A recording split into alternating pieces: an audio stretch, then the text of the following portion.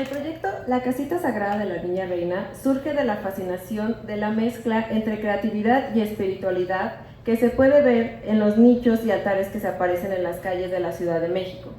La curiosidad por su existencia se transformó en respeto y admiración, y finalmente en este libro que ilustra su colorida presencia en la vida cotidiana con millones de mexicanos. A continuación me permitiré presentar a los miembros del Presidium. La doctora Eugenia Macías, restauradora por la INCRIM INA, en la que es profesora.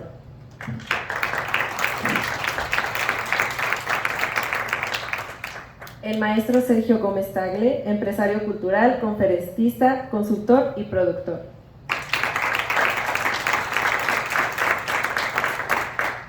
El maestro Mario Stalin Rodríguez, asesor educativo en el Museo Nacional de Antropología desde el año 2007.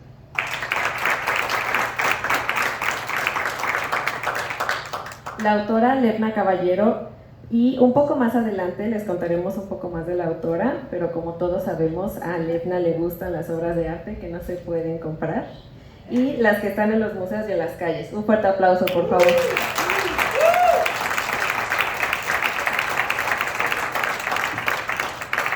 Iniciaremos con el comentario del maestro Sergio Gómez Tagle, quien nos hablará de su experiencia y acompañamiento en el desarrollo del proyecto. El maestro Sergio es precursor de la mercadotecnia cultural en México, distinguido como maestro emérito en mercadotecnia cultural por su trayectoria y contribución a las artes y la economía creativa. Con 33 años de experiencia en la iniciativa privada, ha dirigido eventos corporativos, centros de espectáculos, producción y financiamiento de festivales y conciertos. Ha sido consultor de directivos y altos funcionarios de empresas culturales. En el sector público ha sido académico en universidades, institutos estatales, la Secretaría de Hacienda y Crédito Público, y es primer docente en su especialidad en la Secretaría de Cultura Federal. Muchas gracias, buenas tardes.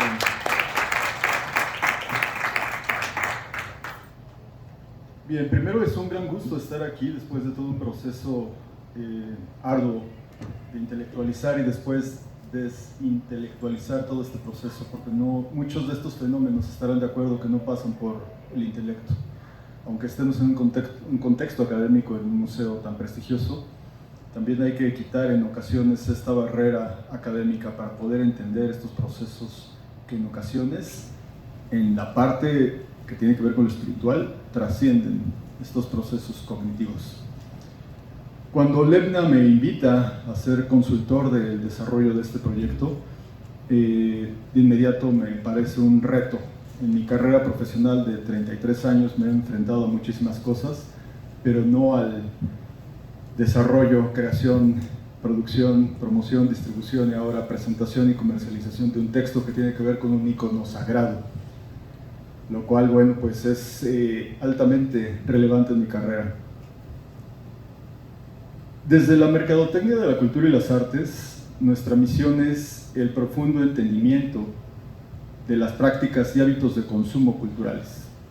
Ahora bien, para que haya un consumo debe haber una producción, y es ahí donde hicimos esa profunda reflexión durante muchas horas de trabajo.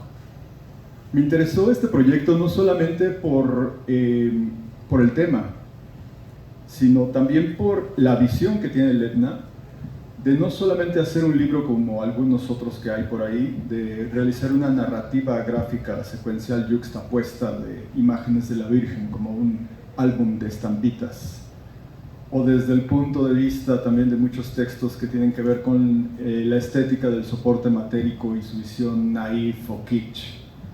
Tampoco con una visión antropológica, porque bueno, veo que no va por ahí desde mi entendimiento el documento, sino desde tratar de entender la fenomenología de este entorno en el cual estamos todos y donde se nos aparece la Virgen en cada esquina, en cada rincón, en cada árbol, en estacionamientos, en todo tipo de lugares con alta significación o sin ello, pero que dentro de este contexto urbano y haciendo una reflexión sobre lo cotidiano, la Virgen se nos manifiesta en todo momento. Más allá de nuestra credibilidad o no, de nuestra fe, este fenómeno social es muy interesante porque el interés mío es entender por qué sucede. Y para ello, como les decía, tuvimos que hacer un profundo ejercicio de reflexión y tratar de hacer un proceso de metacognición, es decir, entender cómo se entiende y tratar de comprender cómo se comprende este fenómeno más allá de mi persona. Y para ello, bueno, se requiere bastante humildad, porque era completamente desconcertante ver estas imágenes y que además le depositaran tanta fe y entusiasmo. Y Lepna y yo decíamos, ok, desde nuestra particular visión decíamos, pero ¿por qué? ¿Qué pasa ahí? Y muchas veces era tan misterioso que se volvió un ejercicio muy interesante de tratar de, no solamente de comprenderlo, sino de generar un puente de empatía y poder así entonces poder hacer desde un ejercicio de honestidad una narrativa pues que tuviera un sentido para todos, principalmente para la creadora, y yo me subí en el barco con ella. Yo me di cuenta después de muchísimas horas de reflexión que la Virgen tiene que ver con algo que es muy profundo dentro del pueblo mexicano, que es el sustento y el soporte que nos da la posibilidad de continuar día con día y enfrentar a este mundo en su delirio. En este mundo de crisis multidimensional, porque tenemos crisis hídrica, climática, de valores, social, económica, hay crisis en todo sentido. ¿Qué es lo que impulsa y nos mantiene y que nos hace levantarnos cada día y seguir luchando en pos de algo? En este mundo volátil, incierto, complejo y ambiguo, donde en ocasiones no hay un eco que devuelva el grito, descubro que entonces la Virgen tiene ese valor. La Virgen lo que da finalmente no es únicamente un decorado en el entorno urbano en el que nos desenvolvemos. La Virgen lo que nos proporciona es esperanza. Y sin esperanza no hay futuro. Es decir, esta esperanza me da la posibilidad de seguir hacia adelante. Y es una esperanza y una fe activa. No es una fe pasiva como en otros ritos y cultos que he descubierto. Es una fe activa, porque cuando la gente va y se persina o le pide algo a la Virgen, es para seguir adelante y yo hacer mi parte. Y es solamente acompáñame, bendíceme, vamos de tu mano. Y esto a mí me pareció muy conmovedor, porque si no tenemos de qué agarrarnos, entonces estoy completamente flotando en el vacío, en el aire suspendido. Y como les decía, frente a estas crisis multidimensionales en donde no hay un futuro, sino futuros posibles, en donde cualquier cosa puede pasar, ¿de qué me agarro para seguir adelante? Me agarro de la Virgen para tener esperanza. Pero no, como les decía, no es una esperanza pasiva, en donde solo espero que suceda un milagro. No es lo mismo esperar a tener esperanza. Esperar es quedarse sentado precisamente esperando que algo suceda. Pero tener esperanza implica fe con obra. Y cuando hay algo de lo cual agarrarme, que en este caso es este icono sagrado, esta fe se convierte entonces para mí en un acrónimo: fortaleza en el espíritu, fortaleza espiritual. Y eso hace que México siga siendo posible y tenga una gran unidad. Dentro de mis múltiples viajes a otros países, me he encontrado con comunidades, ciudades e incluso países completos que carecen de esto.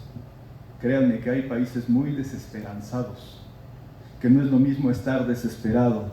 El que está desesperado está dispuesto a hacer cualquier cosa, pero el que está desesperanzado ya no quiere hacer nada. Y aquí encontramos el fenómeno exactamente contrario: fe con obra. Y por lo tanto, la Virgen tiene que ver con ese motor. Y no solamente con ese motor, sino con la generación de entusiasmo porque creo en algo, entendiendo entusiasmo desde su raíz etimológica.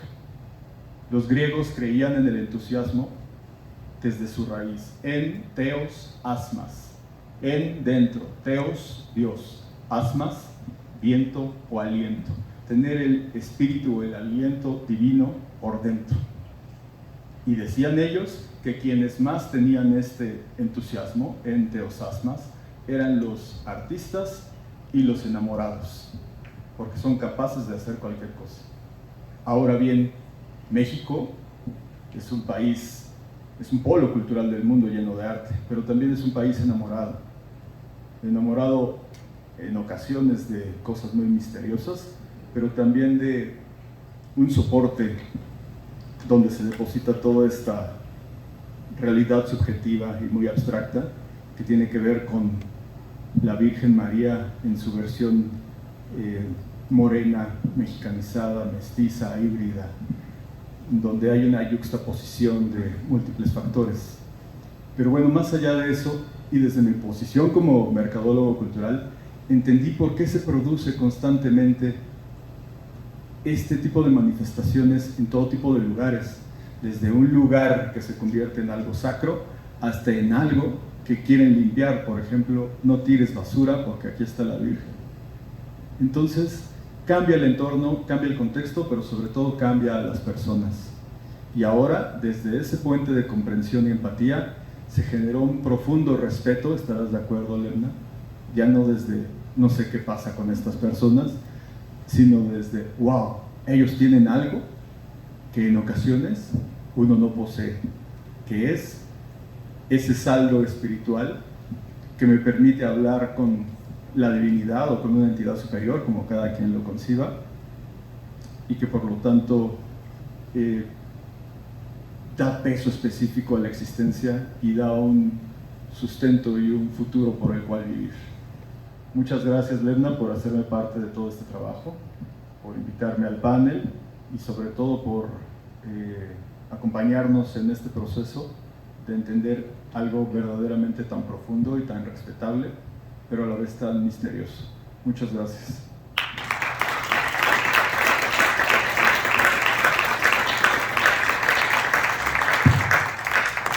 Muchas gracias, maestro Sergio. Continuamos con el maestro Mario Stalin Rodríguez, quien puso como título a su comentario Cambio y Persistencia. El maestro Mario, de formación periodística por la UNAM, ha sido asesor educativo en el Museo Nacional de Antropología desde el año 2007, donde actualmente coordina los proyectos de Siempre Mujeres, sobre escribir bien la historia de todos y todas, e Historias Caminantes, sobre migraciones históricas y presentes. Gracias. Efectivamente, cuando Lerna me solicitó estar presente aquí, me pareció que era importante hablar sobre persistencias y cambios, porque si la imagen de la Virgen en cada calle y en cada árbol nos habla de algo, es justamente de cómo continuamos siendo distintos. En prácticamente todas las culturas urbanas del mundo existe la adoración callejera. Si ustedes son afines a ver animación japonesa, no les será difícil reconocer alguna escena en donde en medio de la calle, en medio de la carretera, aparece un pequeño nicho sintoísta con algún espíritu o deidad local. Si ustedes caminan por Nueva Delhi, sobre todo por la vieja Nueva Delhi, van a encontrar pequeños nichos con una cantidad de deidades hinduistas. No, porque recordemos, quienes más dioses tienen son los hinduistas, tienen hasta dioses para los cajones. Y además adornadas con flores de cempasúchil, allá en la India. Lo mismo en la Europa medieval, en los cruces de los caminos, válgame la redundancia, había cruces que protegían a quienes viajaban en estos caminos. Y en la América precolombina, en los cruces de los caminos, se adoraba a las ciguateteos y se adoraba a a nuestra madre, Mextli Coatlicue. Y Coatlicue, Malintzin Mextli, va a ser una figura muy importante ahora que estamos hablando de Guadalupe. Cuando sucede la conquista, el culto a los dioses, el culto a las diosas, obviamente es prohibido, y sin embargo en los caminos, en los cruces de los caminos, siguen apareciendo ofrendas a las iguateteos, las mujeres guerreras que cuidan al sol, y a nuestra madre Coatlicue. Ahí aparece. Quien es descubierto colocando estas ofrendas acaba quemado en la plaza de Santo Domingo o preso en San Juan de Ulúa. Y sin embargo, pese a esta amenaza, la gente continúa colocando estas ofrendas. Porque a pesar del cambio, a pesar del cambio impuesto, el ser humano, nosotros somos animales inerciales. Nos gusta continuar siendo.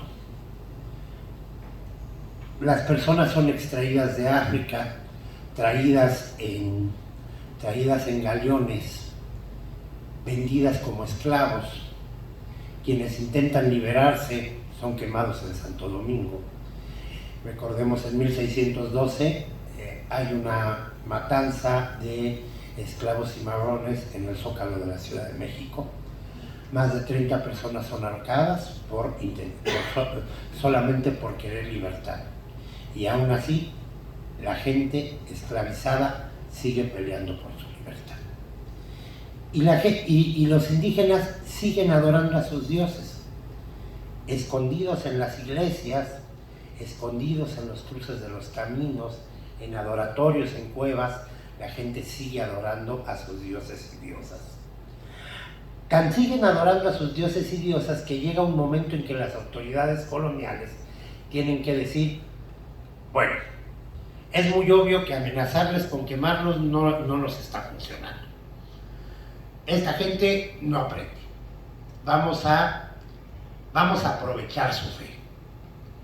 Y de pronto, en donde era en el Cerro del Tepeyac, justo donde había estado el adoratorio a Coatlicue, a un conveniente indígena se le aparece la Virgen de la Guadalupe.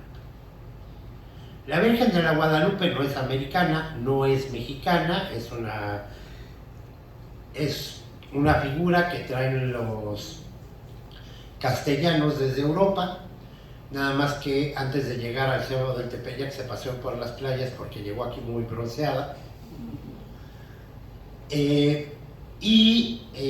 Juan Diego, si existió, fue un indio evangelizado. El asunto de lo que es curioso es, en los registros del Santo Oficio tenemos al menos 40 procesos de gente que es procesada por dejar ofrendas en el adoratorio de Coatlicue, en el Cerro del Tepeyac, antes de la aparición de la Virgen. De pronto se aparece la Virgen y entonces ya no tenemos problemas en dejar ofrendas ahí, porque ya no son para Coatlicue, ahora son para Guadalupe. Ya no tenemos que quemar gente, eso es bueno. En esta lógica, la Virgen de Guadalupe es utilizada como un medio de dominación, una forma de arrebatar el símbolo, de arrebatar el lugar a los indígenas para utilizar esta fe que profesaban para el proceso de evangelización. Y sin embargo, decía Chomsky que lo bello del símbolo es que puede ser cambiado, apropiado y resignificado. La ocupación, la fuerza de ocupación intenta arrebatar el símbolo y transformarlo en algo que no es. Y la gente toma el símbolo y lo vuelve a transformar y lo vuelve a apropiar como suyo.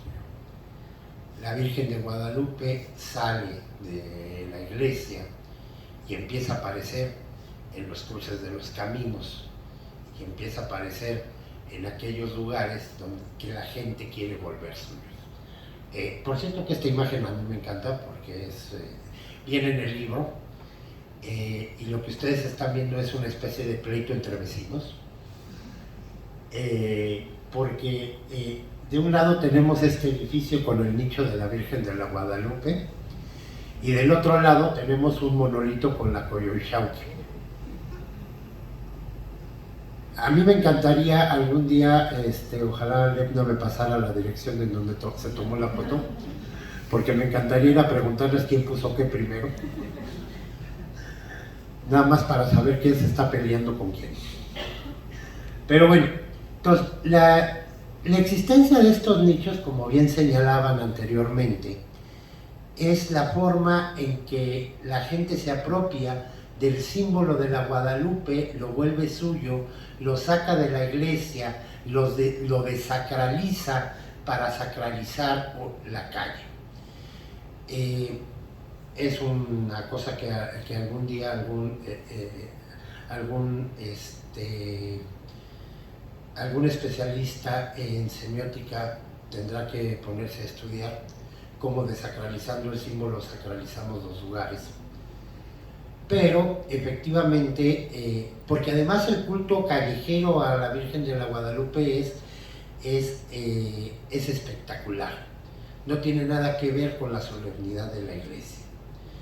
Hablamos de racimos de flores, hablamos de guirnaldas de papeles de colores, hablamos de gente danzando en taparrabos y con cascabeles en los pies, hablamos de gente hablando, la gente le habla a la Virgen en náhuatl, en otomí, en maya yucateco, la gente le habla a la Virgen con tono de barrio, le dice mi niña, le dice mi reina, como si fuera el gañancito del barrio dirigiéndose al objeto de sus deseos. Es decir, la Virgen saliendo de la iglesia cambia, y al cambiar la Virgen nosotros permanecemos coherentes, porque mantenemos esta idolatría, esta fiesta, esta idolatría popular que no tiene nada que ver con los sacerdotes en los templos, que no tiene nada que ver con quienes construyeron las grandes pirámides. Bueno, siendo académicamente estrictos, son templos piramidales. En México no hay pirámides, solo hay en Egipto. Aquí tenemos basamentos piramidales. No tiene nada que ver con los sacerdotes que construyeron los basamentos piramidales y no tiene nada que ver con el cura en la iglesia. Es otro culto, es el culto que permanece, que tiene que ver con la gente que colocaba ofrendas a las afueras de su casa para llamar a los murciélagos que eran mensajeros del inframundo. Hablamos de la gente que colocaba altares de cempasúchil para conmemorar la vulva de Xochiquetzal y que el sol naciera cada día. Hablamos de la gente que colocaba ofrendas a los cruces de los caminos para que las iguateteos no se llevaran a sus niños. Y hablamos de la gente que aún coloca hoy ofrendas en los cruces de los caminos para apropiarse de este lugar y para volverlo suyo y para volverlo sagrado. Y este fenómeno que es muy privativo de México y muy exponencial en la Ciudad de México, crece. Si ustedes van a Los Ángeles, si ustedes van a Nueva York, si ustedes van a cualquier ciudad en Estados Unidos con una importante población de migración ilegal mexicana, lo primero que van a encontrar son grafitis con la Virgen de la Guadalupe. Porque la Virgen es un símbolo que nos permite apropiarnos de aquello que queremos volvernos nuestro. Nuestras calles, nuestro espacio, nuestra identidad. Muchas gracias.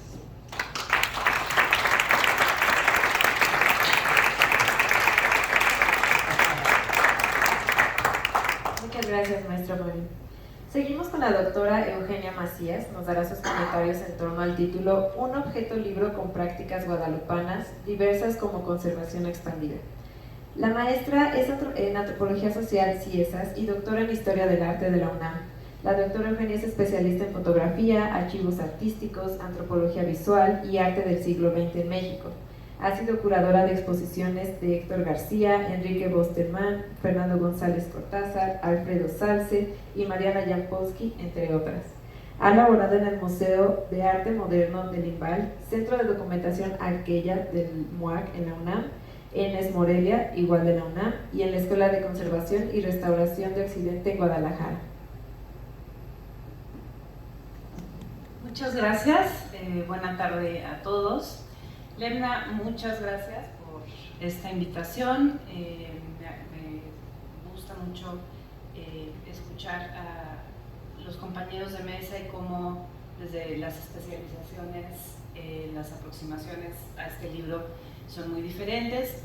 Yo voy a hacer comentarios sobre procesos de significación que tú activas en este libro, pensándolo como un objeto que pone a circular estas expresiones, y también voy a hablar de procesos de antropología visual que también se desatan, ¿no?, a través de tu libro. O sea, cómo podemos pensar que desde las visualidades de estos registros y desde los altares mismos, pues hay procesos sociales que están presentes.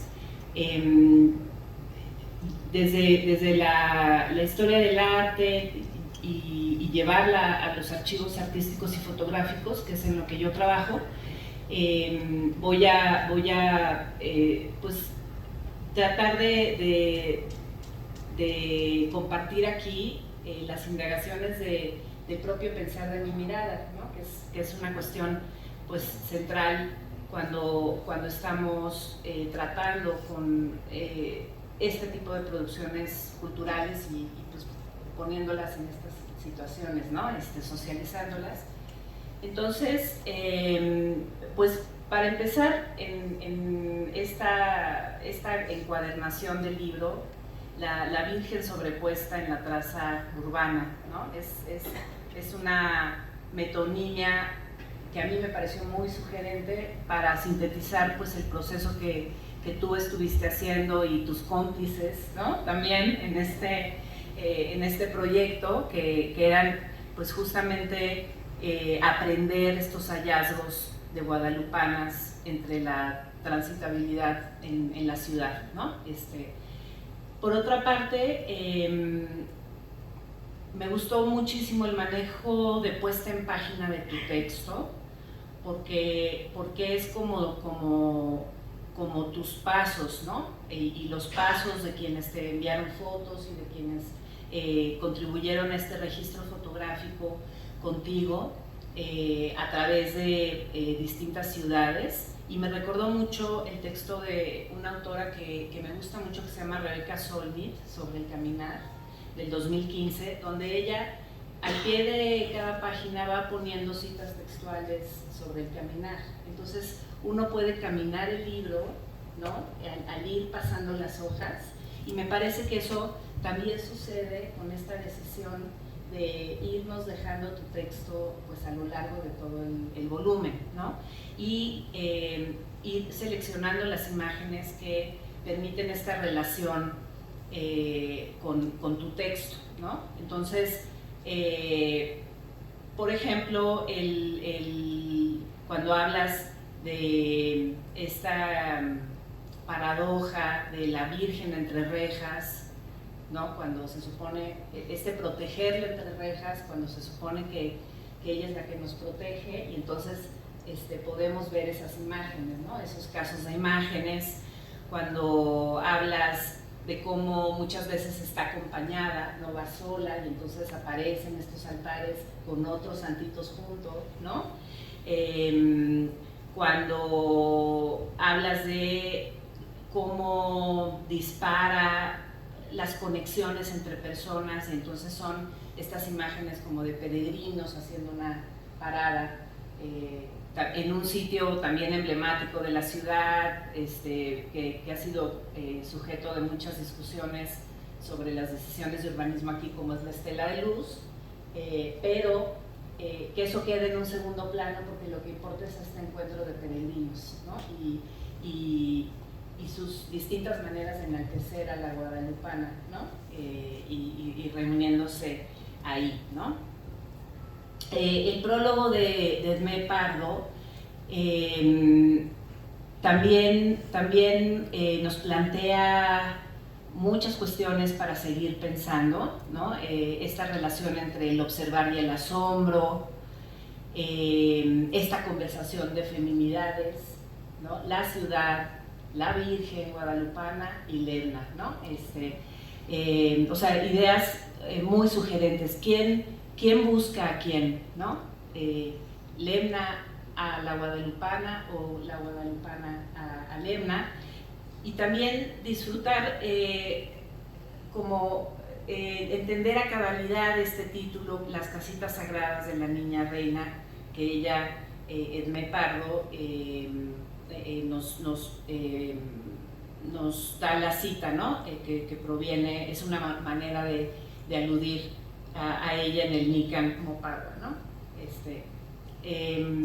Y bueno, en cuanto a lo social en la imagen, pues uno puede jugar, o sea, uno puede descomponer la propia secuencia que ustedes terminaron proponiéndonos en el objeto que es hoy el libro, ¿no? Y eso también es muy sugerente, permite como hacer muchos juegos distintos, ¿no? Rompiendo esa secuencialidad o encontrando otros ordenamientos, por ejemplo el de las superposiciones visuales, ¿no? Esta Virgen junto a Michael Jackson, junto a los Doors, junto a Freddie Mercury, esta Virgen que se desdobla en distintos materiales, como decía Mario, ¿no? Hace unos momentos, esta Virgen con superposiciones entre cortinajes, flores, borlas, ¿no? Telones, esta Virgen que convive con los colores de la bandera mexicana, y también hay una feminidad que hoy está problematizada, ¿no? Que hoy está problematizada, esta feminidad tranquila, recatada, calladita te ves más bonita, las mujeres pues somos niñas, ¿no? O sea, esta infantilización que se hace y que hoy es problemática, ¿no? Pero bueno, así se sigue representando, ¿no? A esta Virgen. Otro eje podría ser los altares que están adosados y cómo están adosados, ¿no? Entre disputas vecinales, ya lo decía Mario, ¿no? Debajo de letreros o junto a números, en áreas habitacionales que han sido transformadas, tú misma, ¿no? Ustedes en lo editorial dieron cuenta de ello, ¿no? O sea, como un altar que estaba en una vecindad entre una pintura mural reivindicando muchísimas cosas, después ya no existe más ese mural y entonces lo que activa la Virgen ahí, ese altar que sobrevivió a esa intervención es lo que le sigue dando vida, ¿no? Después de que se quitó todo eso, en hospitales, en sitios de taxis, junto a tiendas, entre grafitis, en repisas, en esquinas de calles y casas, tras las rejas, en comunidades rurales, ¿no? O sea, entre los parajes de comunidades rurales y en sitios emblemáticos, ¿no? Como la Basílica, entre plantas, las distintas horas del día, ¿no? Hay muchas imágenes sobre la Virgen y la noche, por ejemplo, ¿no? Que también ahí hay una ironía, una paradoja, ¿no? Por todo lo que se activa en la noche, ¿no? Que es como un espacio del día, no solo para el descanso, sino para licencias, ¿no? Libertades, etc. Entonces, hay varias fotos en ese eje. Por supuesto, las casitas, ¿no? Con flores dentro, con flores afuera, con veladoras, con compañías, ¿no? De otros santos, con cruces, al pie de árboles suspendidas, pero todas estas son soluciones a algo muy, muy sólido, que es como el hogar interno, ¿no? El hogar interno que buscamos y cómo se busca ese hogar interno también en estos altares, ¿no? Y en la gente que en estas casitas se para a rezar, ¿no? A mí me hubiera gustado más verla plasmada en cultura material, estas fotos de imágenes de ella en las veladoras, es como parte de eso, y sabemos pues, que hay una amplia producción en bolsas, en objetos de la vida cotidiana, ¿no? Que se desdobla ahí, que nos acompaña, ¿no? Ahí. Las distintas materialidades, ¿no? Pintura, piedra, mosaico, sobre viejos tablones, en puertas, en esténciles, en plástico, en papel, ¿no? Entonces, no es solo describir estas distintas modalidades, sino los procesos sociales y de vida que estas modalidades nos comunican, ¿no? Entonces, bueno, ese era otro eje que yo quería comentar aquí. Y el último, pues, es tu propio texto, estos pasos con las palabras, justamente para detonar estos procesos fenomenológicos que Sergio comentaba, ¿no? Que comentaba al inicio de su participación. Y bueno, yo recuperé esta conexión entre lo divino y lo cotidiano, pero también entre la devoción y la creatividad. Estos encuentros que Sergio y Mario ya habían señalado en sus palabras, el cómo permanece, que Mario ha habitado como varios ejemplos y varias reflexiones de estos altares, la necesidad de estos altares, ¿no? Y que la ciudad puede cambiar, como ya vimos con el caso de el altar que estaba en esta área habitacional y que cambió todo el entorno, pero el altar ahí quedó. Esto de protegerla con candados, de invertir, ¿no? Invertir su función, el incluir en los encuadres a las personas que la cuidan, ¿no? El que está conviviendo con otras devociones, esto que decías, que más que respuestas genera preguntas, más y más preguntas, ¿no?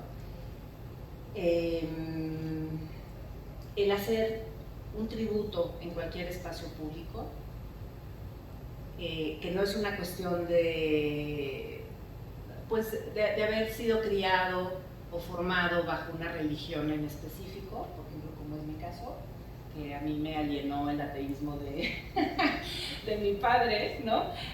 Pero hay algo como más poderoso que las religiones en sí, ¿no? En todos estos altares. Algo que decías, ¿no? Que estos altares debatiéndose entre la pobreza de alma y la abundancia del universo, ¿no?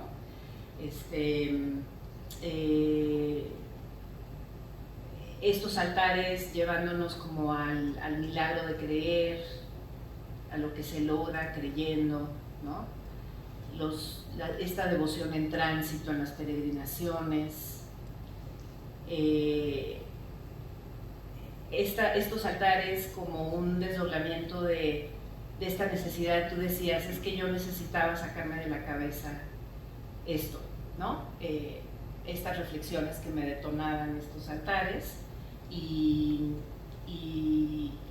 espero que habiéndolo sacado mejore, ¿no? Mejore todo eso que yo generaba, ¿no? Y finalmente, pues esa búsqueda adentro. O sea, estos altares no son más que espejos, ¿no? De nosotros mismos, y es algo que señalas tú también en el cierre de tu texto. Estas son como las ideas que yo quise recuperar en esos pasos entre texto e imagen que se van dando en el recorrido. Muchas gracias.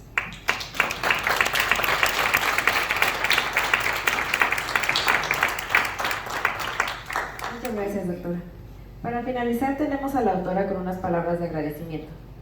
Ledna Caballero nació en la Ciudad de México y creció en Guadalajara, donde estudió 2 carreras de Administración de Empresas con especialidad en Marketing en la Universidad de Guadalajara y Restauración de Bienes Muebles en la Escuela de Conservación y Restauración de Occidente.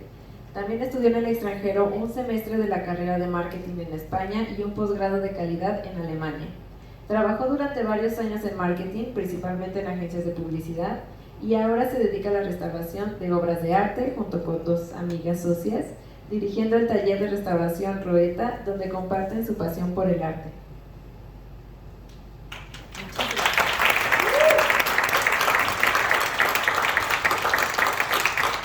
Muchas gracias pues, por su compañía. Muchísimas gracias a mis acompañantes aquí en la mesa, que no solo me acompañan aquí en la mesa, me han acompañado en muchas cosas. De verdad, estoy contenta con el resultado de tanto trabajo, porque como bien dijo Sergio, pues nos tardamos algunos años en terminar. Las fotos las tomamos el año pasado, que aquí está Toño, nuestro fotógrafo. Les pido un aplauso para él. Las fotos las tomamos el año pasado, pero me decía Sergio, es que lo de menos son las fotos.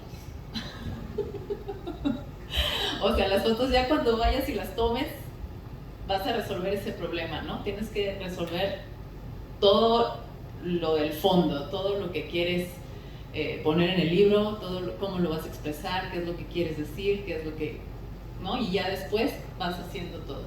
Entonces, bueno, mil gracias a Sergio por toda su experiencia y por irme llevando a disciplinarme, que luego eso me cuesta mucho trabajo.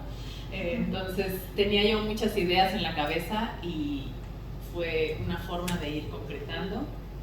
Muchas gracias a Rada, que Rada me ayudó muchísimo también con la cuestión de diseño, con la portada, que le quedó muy preciosa. Gracias a Toño, que tomó unas fotos increíbles.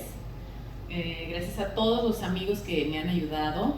Gracias a Alex, que es mi pareja y que siempre está a mi lado, echándome porras y no dejando que me dé el bajón de energía.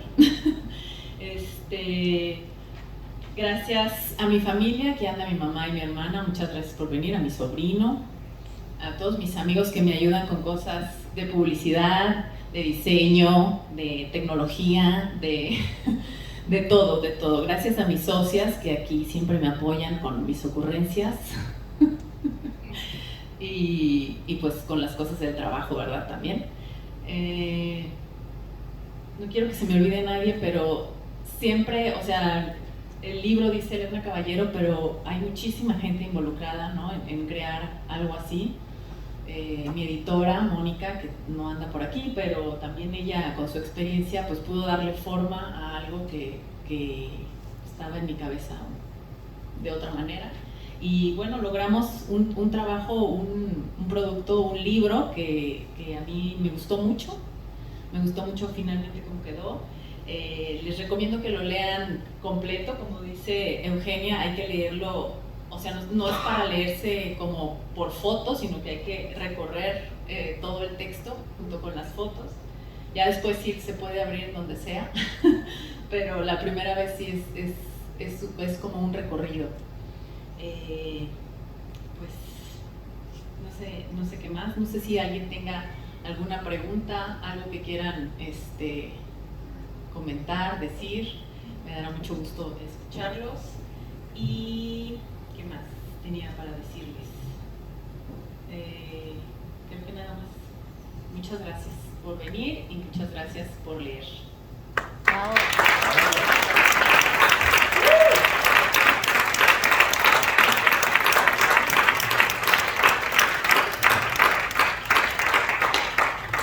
Bueno, les agradecemos a todos y cada uno de los miembros del presidio. Pido un fuerte aplauso para todos, por favor.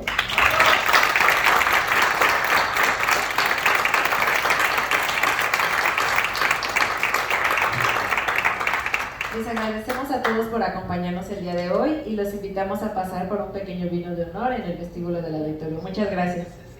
¿Alguien quiere preguntar algo? La idea del libro se me ocurrió porque cuando entré a trabajar en este museo,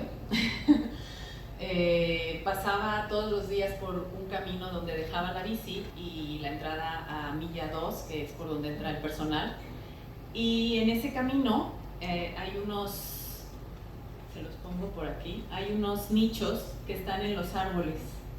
Y esos nichos eran, pues al principio los vi, se me hacía como raro que hubiera algo ahí. Y luego ya me fijé qué era y luego veía cómo cambiaba, ¿no? Cambiaban le quitaban flores, en un momento llegó a no tener ya la Virgen, le quitaban la Virgen, le ponían la Virgen, le quitaban las monedas, le ponían monedas. Y de ahí como que me empezó a llamar mucho la atención. Estos son los nichos que están aquí afuera. De hecho, ahí se ve la parte de atrás del museo. Y conforme fue pasando el tiempo, mientras seguí viviendo aquí en México, como me muevo mucho de repente en metro o en la bici o así, empecé a ver como muchos nichos ya en todos lados. No sé, creo que de repente para mucha gente que vive aquí se vuelven parte del panorama diario y ya no hay como una intención de verlos o ya de repente no. Más la gente que los pone y que sí los ve, ¿no? Pero muchas otras personas que pasan, pues de repente se vuelve parte del paisaje. Pero para mí era como raro y de repente ya los empecé a ver en más lados y llegó un momento en que tenía muchas fotos de muchos nichos porque me gusta mucho, pienso en ellos como una idea de collage, como lo que tienen son como cosas que se van poniendo que de repente pues son cosas muy distintas, ¿no? O que no son intencionales porque son colectivos además. Entonces una persona deja una flor y otra persona deja una moneda y otra persona le pone la guirnalda y entonces es un collage. Y eso me gusta mucho de los nichos y por eso empecé a juntar las fotos y después en algún momento pensé que tenía que hacer algo con tantas fotos. Y ya luego le di una forma más ya de libro. Yo quería decir algo que me faltó, es que, bueno, como todos sabemos aquí, Lebna es restauradora, es decir, trabaja con la materialidad, con el frenar mecanismos de deterioro, con recuperar la lectura visual de los objetos, pero todo es a través de lo matérico, con el trabajo, con técnicas, ¿no? El manejo de técnicas y materiales. Pero a mí lo que yo celebro mucho es cómo ella, desde esta especialización profesional, también en este proyecto se adentró a hacer otro tipo de conservación, otro tipo de restauración que tiene que ver con el rescate de memoria de este tipo de prácticas, que lo que ponen a circular pues son como muchos valores intangibles, y que están sujetos pues, a todo esto que sucede en las ciudades, todas estas transformaciones constantes. Entonces eso creo que también es algo muy importante, ¿no? Cómo estás materializando otra vertiente del conservar, ¿no?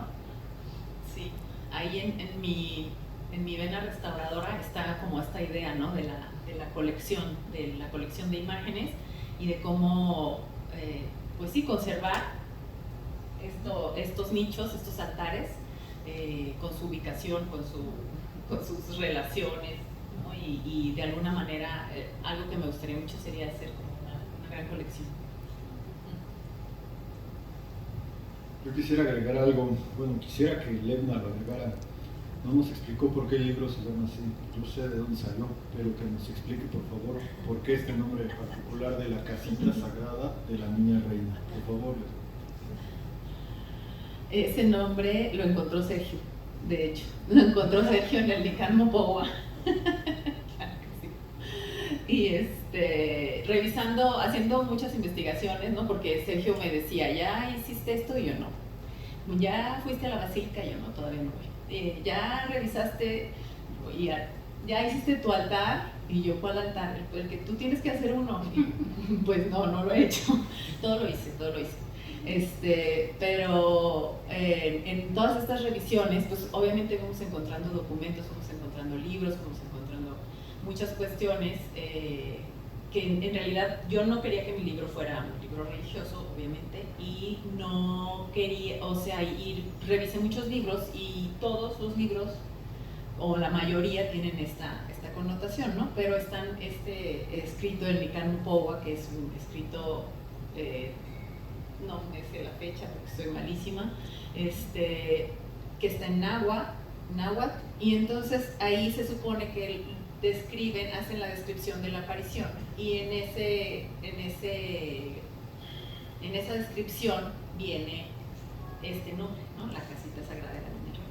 Y entonces fue como descubrir el nombre del libro, la casita, porque pues es en donde la metes, ¿no? Pero como bien decía Eugenia, pues para mí es un reflejo, ¿no? Es decir, como esto sagrado, ¿no? Lo sacas y lo que decía el maestro Mario, lo sacas, lo quitas, pero luego te lo apropias, ¿no? Entonces, para mí, esta cuestión de la casita sagrada de la Niña Reina es como que todos tenemos una casita sagrada, ¿no? En lo que tú creas, pues, tu interior, ¿no?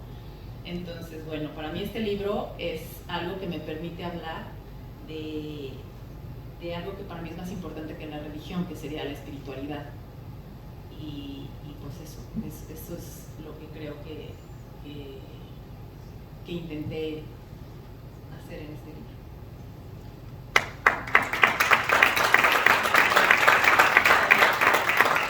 ¿Alguna otra pregunta?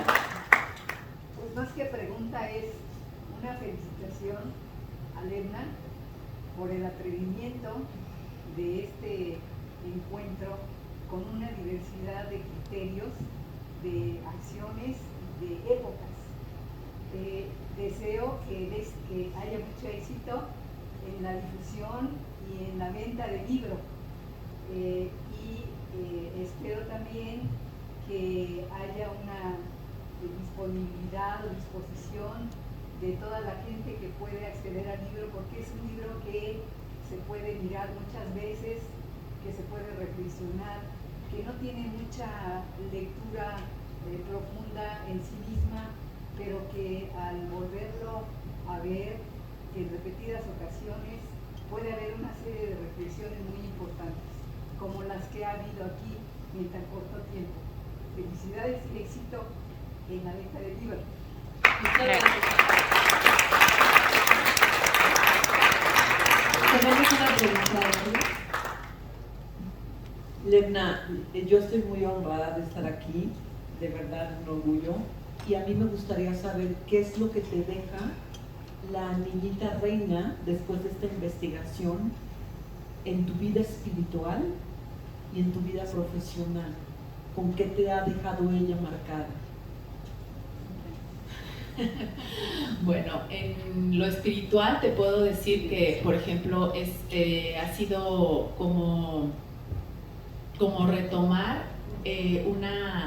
una idea o un hábito de agradecer todos los días por la vida, ¿no? Agradecer todos los días la vida y tener como como más al día lo que mencionaba Sergio, ¿no? Tener esperanza, tener confianza en las cuestiones, porque cuando uno se acerca más a tu parte espiritual, a tu interior, como que encuentras tranquilidad y alegría, ¿no? Siempre buscamos las cosas afuera y por lo general están adentro. Y bueno, profesionalmente me ha dejado muchísimas experiencias, porque pues he aprendido muchísimo de que yo no sabía hacer nada de esto, ¿verdad? no sabía nada de editoriales, de libros, de distribuciones, o sea, en cuanto a lo profesional, pues he aprendido muchísimo en esto de hacer un libro, ¿no? Independiente además, porque es distinto cuando tienes una editorial como de apoyo a cuando tú lo haces con tus recursos y con tu trabajo, ¿no? Obviamente, como les dije, participan muchísimas personas, pero pues de alguna manera yo soy la que lo iba llevando.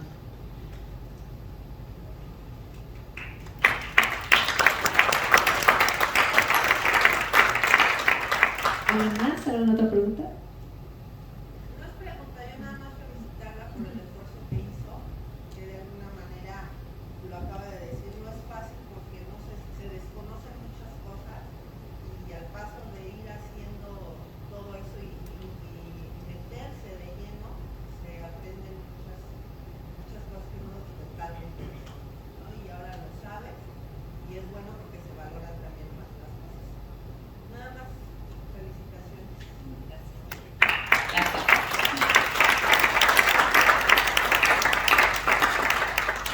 ¿Alguna otra persona?